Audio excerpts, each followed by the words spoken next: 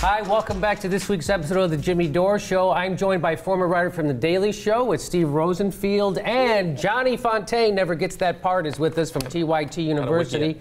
And we're talking about General Petraeus resigned recently because he got caught having an affair. Well, there's a lot to this story, but first let's start out learning a little bit about him and his wife. She was from a long line of Army royalty. Her great-great-grandfather fought in the Civil War.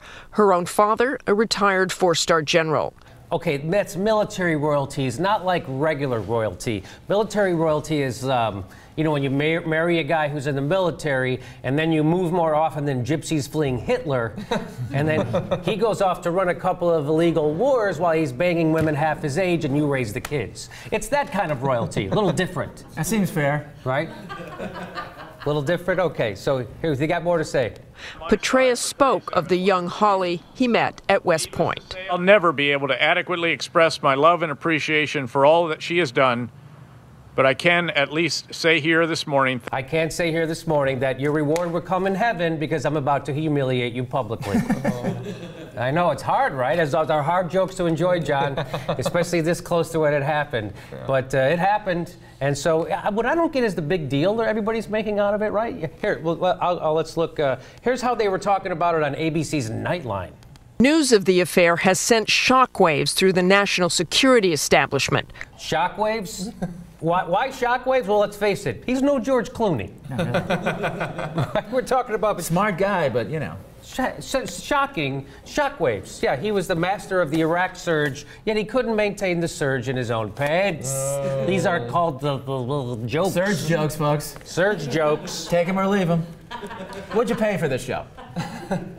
I love, though, that in modern America, if you, like, order a strike that blows a couple of Yemeni toddlers to pieces, no big deal. But if you fuck another woman, your honor is called into question. Yes, that's right. Honor, it's a funny thing. It's very touchy, honor. Yeah. I just think it's weird that it sent shockwaves through the national security establishment. Yeah, only the military intelligentsia could be shocked by the oldest story in the world. Man inserts penis into vagina, not his wife. And if it took it's a great story, though. Let's face it. These are the same people who were shocked, who were literally caught with their pants down on 9/11. Ironically. And not in a good way either. Not a good. And if the intelligence didn't figure it out, how good could they be? Yeah, that's what I'm saying. All the time. Yes. Okay. Yeah. Okay. So you got more to say. Certainly others have had affairs in Congress, the White House, but having the director of Central Intelligence involved in an illicit affair is serious business. Well, first of all, they call it an illicit affair. An illicit affair. Was he cheating on his wife while invading a country illegally? I mean, what is that? What do you have to do to make it an illicit affair? It's an affair. And why are they making it? Hey, sure, if you're the president, you can mess around. But if you're some guy nobody knows, half the country doesn't know, you got to watch your P's and Q's. Yeah. Okay. Anything, Jeff? And she was way out of his league anyway. Did you see her? She was hot. No, look at him. What's silly is that I'm not even joking. Ichabod Crane, come on. What, am I all alone on this? No, you're not. I'm with you on this one. I think it's actually true, though. It's an illicit affair when the woman's hot. Yeah, I'm not even joking. I think that's what it means. Oh, okay. True. All right. So if it was Barbara Walters, not so hot. You invite him over for Easter, right? He'd still have that job, probably. And he'd still have. You're right. He'd still have that job. She's got more to say, Martha Radich. With world leaders, friend and foe, watching his every move and almost certainly looking for vulnerabilities.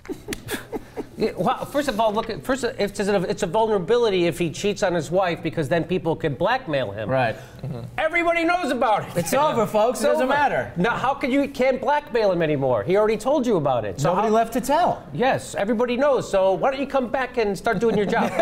We'll see you on Monday. Forget it happened. Right? Does that make any sense to you? He sleeps in a hotel. Other than that, nothing's changed. This is true. That is true. This is true. Sure, that our leaders are watching for our vulnerabilities. Hey, I don't know if you noticed, we had two of the biggest buildings in the country blown up by a couple of cavemen with box cutters. Maybe we're a little vulnerable there. I don't know if you noticed that. Yeah, we got our ass handed us in Iraq and Afghanistan, but if a guy cheats on his wife, then we've got some shit to worry about. That's bad. That's me making a point.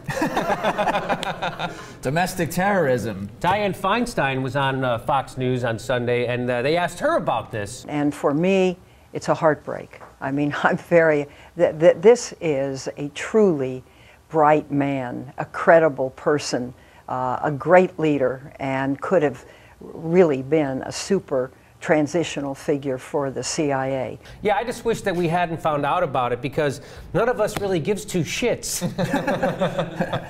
That's exactly, I mean, isn't it? Don't tell us. We don't want to know. Oh, I didn't want to know. How could Petraeus do such a stupid thing? Would FDR or JFK or LBJ or Clinton have done such a thing? Yes, they would have done the exact same thing. And it worked out fine for them. And let's be honest, Lyndon Baines Johnson, the BJ wasn't for Baines Johnson.